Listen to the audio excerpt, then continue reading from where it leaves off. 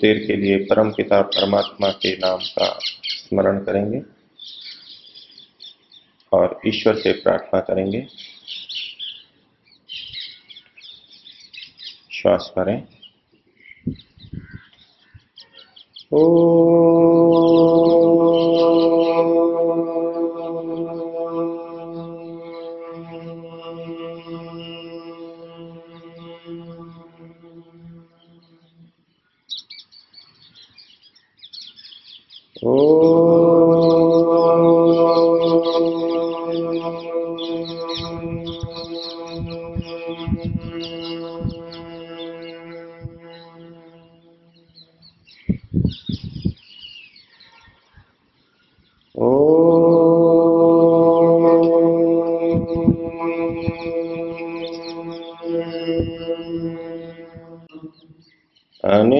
अनेजदेकं मनसो जवीयो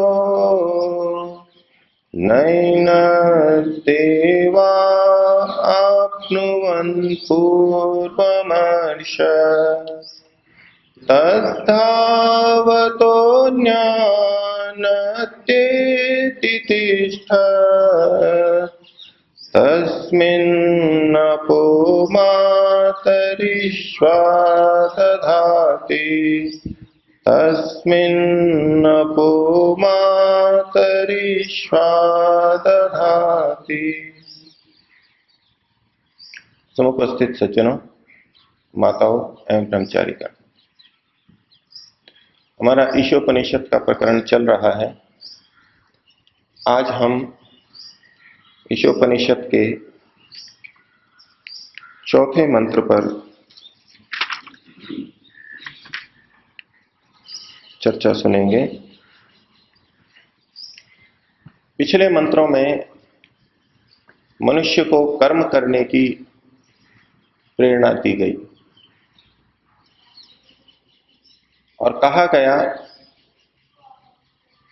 कि हमें आत्महंता नहीं बनना है, हमको प्राण पोषक, मात्र प्राण पोषक नहीं बनना है। मनुष्य को कर्म की प्रेरणा देने वाला ईश्वर क्या कर्म से युक्त है? क्या उसमें भी कोई गतिविधि होती है? ईश्वर चलायमान कंपन से युक्त नहीं है। जो ईश्वर हमें कर्म करने की प्रेरणा दे रहा है वह ईश्वर कंपन से रहित है। उसमें कोई कंपन नहीं है, उसमें कोई गति नहीं है। गति सदैव एकदेशी वस्तु में हो सकती है। जो सर्वव्यापक है उसमें कोई गति संभव ही नहीं है। तो परमात्मा न चलता हुआ, न कांपता हुआ भी, आगे कहा मनसो जवीय, लेकिन वो मन से भी तेज गति वाला है। वो चलता नहीं है, कांपता नहीं है, न कांपता हुआ भी, न चलता हुआ भी, मन से तीव्र गति वाला है। और एकम, वो एक ही है, अनेक नहीं है। उपनिषद में भी और वेदों में भी अनेकत्र इस विषय की स्पष्टता की गई है कि परमपिता परमात्मा केवल एक है, 2, 3 या 5, 10 नहीं है। तो ये न कांपने वाला, न कांपता हुआ एक परमात्मा मनसो जवीय, मन से भी तेज वेग वाला है। मन की गति कितनी है इसको सामान्यतः हम नहीं समझ सकते, लेकिन हमको इतना तो बोध होता है कि मन की गति बहुत तीव्र है। बहुत तीव्र गति से ये विभिन्न विचारों को करता है, तीव्र गति है। हमें अनुभव में आ सकता है कि मन से बढ़कर के तीव्र और कोई नहीं है। मन की गति के बारे में 2 दृष्टियों से विचार किया जा सकता है। एक तो ये कि मन हमारे शरीर में ही रहता है और शरीर में रहते हुए वो विविध क्रियाओं को करता है। हमारे शरीर में विद्यमान तंत्रिका तंत्र, संवेदी तंत्र और क्रियावाही तंत्र, तंतु, इन सब के माध्यम से मन गति करता है, विभिन्न संवेदनाओं को लेता है, विविध प्रेरणाओं को देता है। मन एक स्थान पर रहते हुए भी नाड़ी तंतुओं के माध्यम से प्रेरणाएं देता है और संवेदनाएं लेता रहता है। तो इस दृष्टि से देखें तो जो नाड़ी तंतु में आवेगों की गति होती है, उसी को हम मन की गति के रूप में विचार सकते हैं, मान सकते हैं। नाड़ी तंतुओं में एक छोर से दूसरे छोर गति होती रहती है। जैसे ही अंगूठे पर किसी कंकड़ ने या कांटे ने स्पर्श किया, उसका बोध हमें मस्तिष्क में हो जाता है। तो ये संवेदना जो पैर के अंगूठे से लेके मस्तिष्क तक पहुंची, वो वेग से पहुंची, बड़ी शीघ्रता से पहुंची। आधुनिक शरीर क्रिया विज्ञान की दृष्टि से देखें तो इन नाड़ी तंतुओं में आवेग की गति अलग अलग जगह है, अलग अलग प्रकार की कोशिकाओं में भिन्न भिन्न होती है। तो कम से कम 36 मीटर प्रति सेकंड होती है और अधिक से अधिक 120 मीटर प्रति सेकंड होती है। अब ये शरीर हमारा 2 मीटर के लगभग का होता है, तो 1 सेकंड से भी कम समय में एक स्थान से दूसरे स्थान पर हमें संवेदना मिल जाती है। यदि हम तंत्रिका तंत्र की गति को, इसकी तीव्रतम गति को ही मन की गति भी मान लें और इसकी गणना करें कि 1 सेकंड में 120 मीटर आवेग चलता है, संवेदना चलती है, तो 1 मिनट के अंदर 7200 मीटर गति करेगा, अर्थात 7 किलोमीटर और 200 मीटर, अर्थात 7.2 किलोमीटर प्रति मिनट की गति से अधिक इस तंत्रिका तंत्र में हो सकती है। और इसको यदि हम 1 घंटे में बदलें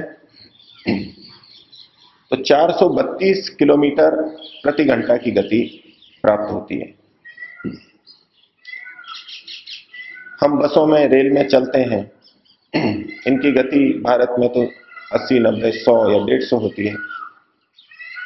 विदेशों में सुनते हैं 300, 350, 400 भी होती है, लेकिन बहुत तीव्र होती है वो गति। वायुयान भी 300, 350, 400, 450 की किलोमीटर प्रति घंटे की रफ्तार से उड़ते हैं।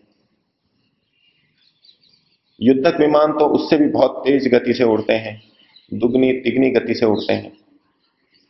तो इस दृष्टि से मन की गति से अधिक गति और भी वस्तुओं की हमको दिखाई देती है, लेकिन हमारे शरीर के अंदर भी काफी तेज गति से इसकी क्रियाएं चलती हैं। मन की गति को दूसरी दृष्टि से देखें, जैसा कि प्रायः व्यक्ति चिंतन करते हैं कि मन अभी यहां पर है, अर्थात मैं इस विषय में सोच रहा हूं, अपने शरीर के बारे में, अपने बारे में, अपने घर के बारे में सोच रहा हूं, तो मन यहां पर है। इसी समय यदि मैं सैकड़ों हजारों किलोमीटर दूर के किसी स्थान के बारे में सोचूं, तो उसी समय सोच लेता हूं। यहां बैठा बैठा कुतुब मीनार के बारे में सोच लेता हूं, यहां बैठा बैठा कन्याकुमारी के बारे में सोच लेता हूं, उसी क्षण उसको सोच लेता हूं। अमेरिका के बारे में सोच सकता हूं यदि कोई वहां गया है तो। इस दृष्टि से कई जने मन की गति को बहुत तीव्र मानते हैं और पृथ्वी के भूमंडल पे, पृथ्वी के अनेक क्षेत्रों पे बात छोड़ दें, हम यहीं बैठे बैठे सूर्य का स्मरण करें तो तत्काल हम सूर्य का स्मरण कर सकते हैं, और उससे दूर के तारों, नक्षत्रों का स्मरण करें जो कि हमारे सौरमंडल से भी बाहर हैं, उनको भी हम तत्काल इस मन में ला सकते हैं। इस दृष्टि से भी कई जने गणना का प्रयास करते हैं और वो मानते हैं कि मन उसी क्षण उन स्थानों पर पहुंच जाता है। किसी यौगिक सिद्धि में ऐसा होता हो तो अलग बात है, लेकिन सामान्यतया हमारा मन तो यहीं पर ही रहता है, हमारे शरीर में ही रहता है। हम केवल उस स्थल की स्मृति करते हैं। यहीं रहते हुए हम सूर्य का स्मरण कर लेते हैं, यहीं रहते हुए हम ध्रुव तारे का स्मरण कर लेते हैं। इस पृथ्वी पर भौतिक विज्ञान की दृष्टि से प्रकाश की गति को सबसे तीव्र माना गया है, 3 लाख किलोमीटर प्रति सेकंड। यदि सूर्य के पास मन तुरंत चला जाए, सूर्य का प्रकाश भूमि पर आने में लगभग 8 मिनट लगते हैं, तो मन तो उसी क्षण वहां पहुंच जाता है। और सूर्य को छोड़ें, अन्य सौर मंडल के तारों की बात करें, वहां भी यदि हम तत्क्षण पहुंच जाते हैं, वहां से तो प्रकाश को इस पृथ्वी पर आने में हजारों प्रकाश वर्ष, लाखों प्रकाश वर्ष लग जाते हैं। तो यदि यही बात सत्य हो, तब भी मन का वेग अत्यंत तीव्र है, इससे बढ़कर के वेग किसी का हो नहीं सकता। लेकिन मेरे को समझ में आता है कि मन तो हमारे शरीर में ही रहता है, हम केवल स्मृति करते हैं। किसी यौगिक प्रक्रिया में मन और कहीं भेजा जा सकता हो और वहां की सूचना एक स्थान पर बैठा हुआ योगी कर लेता हो, वो एक अलग बात है, वो फिर विचारणीय विषय बनेगा। लेकिन मन की गति तीव्र है, ये तो हमको द्योतित होता ही है। तो ईश्वर के लिए कहा गया कि वो न कांपता हुआ भी, गति न करता हुआ भी मनसो जवीय, मन से भी अधिक गति वाला है, मन से भी तीव्र गति वाला है। अनेज देकम मनसो जवीयो नैनद देवा आपनुवन पूर्वमर्श, न एनम देवा आपनुवन। देवों ने, इंद्रियों ने इस परमात्मा को कभी नहीं पाया, वे कभी इसको नहीं पा सकी। पिछले मंत्र में असुरीय लोगों के बारे में चर्चा थी। जो व्यक्ति केवल प्राण पोषण में तत्पर हैं, उनकी चर्चा थी। जो केवल इंद्रिय और शरीर की पुष्टि में लगे हैं, आत्मा का विचार जिनको नहीं है, वे यदि सोचते हो कि हम इंद्रियों को विस्तारित करके, इंद्रियों को पुष्ट करके ईश्वर को पा लेंगे, तो मंत्र में कहा गया कि न एनम देवा आपनुवन, इंद्रियों ने इसको कभी प्राप्त नहीं किया, न प्राप्त किया, न आज प्राप्त कर सकती है और न आगे करेगी।